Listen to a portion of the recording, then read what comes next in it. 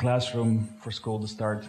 And in comes this new kid, and I walk over to him and I ask him, do you want to be friends? Do you want to hang out after school? And he says yes. So after school, I wait for him, and he comes over to me, and I see the look in his face of joy and excitement right before I punch him in the face, and he falls down. And the look of his face, he's confused and terrified. And I kick him, and I kick him some more, and he starts crying. And he runs away. And as he runs away, I shout him, "You're a loser! Don't ever come back here again!" And as I walk home myself, I feel joy and excitement because I made a friend today. Just the year before, I'm standing in a circle with all my classmates.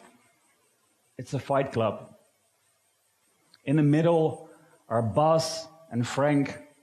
They're known as rank number 1 and rank number 2. Today they're fighting who's the strongest. I'm only rank number 7. But I want to be rank number 1. Yet unfortunately, I don't have the experience like they have of getting beaten up at home. In my home, I am loved and I'm cared for. Yet, growing up at this school, where respect and admiration and friendship comes through conflict, I struggle. And I'm lonely at my early 20s. I'm sitting on my couch, and in my left hand, I take a sip of a bottle of whiskey. And in my right hand, I put out a cigarette in an ever-growing ashtray. I take the PlayStation controller back in my hands to play video games. It's 9 o'clock in the morning. This is the 10th consecutive day I've been doing this. Yet today is different. At 3 o'clock, I'm meeting my brother. He's invited me to do something with him. I trust him, so I go. And I meet him at this abandoned building, and we walk through these forgotten stairs and these run-down rooms, and eventually I open a door, and on the right side there's all these mirrors, and on the ground there are these green mats, and there's 2 men. One big black man with this huge fuck-all afro, and this tiny old Asian guy that I get to know as Shifu, which means master. But I turn to my brother and I'm like, what are we doing here? And he tells me, you're gonna learn how to fight properly. These 2 men, they teach me how to throw a punch by twisting my body, how to block a punch by gluing my hands to my face, and how to avoid a punch by moving my hips. But what they really teach me is that it's okay if I get hurt. That I'll be okay if I get hurt. And through these new learnings, I walk up to people and I start making friends. I apply for a job and I'm able to hold the job. I go on adventure and I enjoy doing so. And at the early age of 32, life is good. Life is really, really good. And today is different. The same brother invited me to come over. And as I'm sitting in his office, he shares with me that he's a coach. I don't know what that is, but I trust him. And he explains that he would like to practice EMDR therapy, which is a way of using eye movement to heal trauma. And so he asked me, do you have a trauma that you would like to use? I say, yeah, I do. Remember the time when my mom got sick, and after 3 months of battling cancer, she chose to die by euthanasia. I was 15, and you were 17. I would like to have some more peace around that. experience. And so we sit down, and he starts moving his finger, and I follow his finger with my eyes. And he starts asking me these questions. How did you feel? Who was there? What did you see? And I start feeling this sadness coming up. I'm losing my mom. And I feel this confusion of the why this is happening. And then suddenly I feel this anger of like, why didn't anybody do something about this?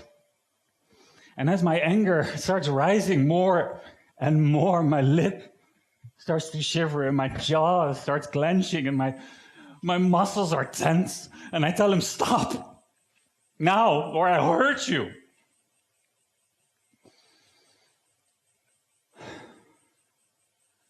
And as the intensity of the situation comes down, he asks me, like, what happened? I said, I don't know, but I need to go home.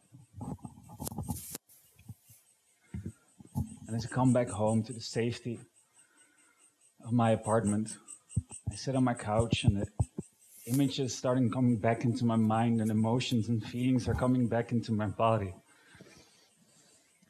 And I remember when I was only 8 years old and I was walking next to a swimming pool by myself and I hear teenagers calling out to me. It's like, hey, do you want to be our friend? Do you want to play with us? And of course, in my joy and excitement, I jump in and I go over to them. And suddenly I can't breathe. I'm being held underwater. And every time I go up, I get punched in the face and I'm hurting. They pull down my shirts and they grab me. Something's wrong. Something's very, very wrong. I find a way to escape and I climb out of the pool and I hear, don't ever tell anybody or we'll find you. And as I lay down next to my mom, I decide not to tell her. I decide not to tell anybody, not even myself.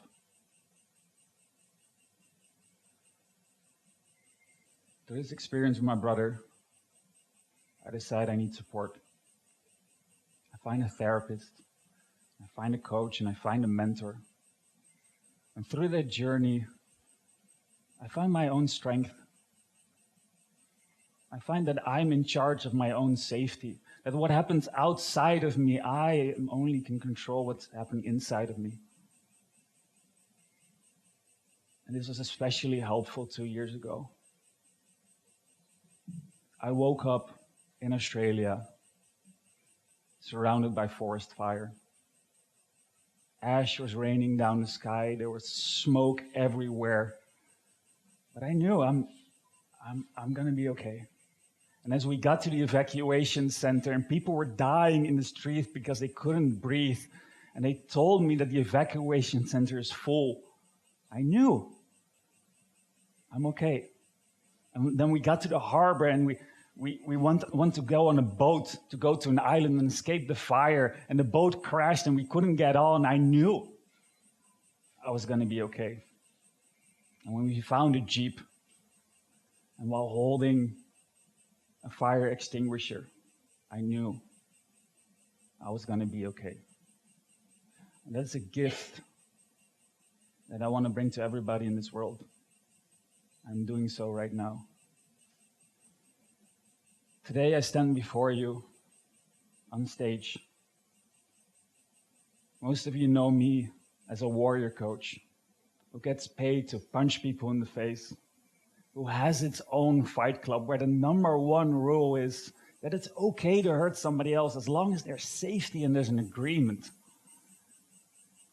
Some of you here, I've punched in the face. And to those here today, those men here today, I would like to say one thing. Thank you for being my friend.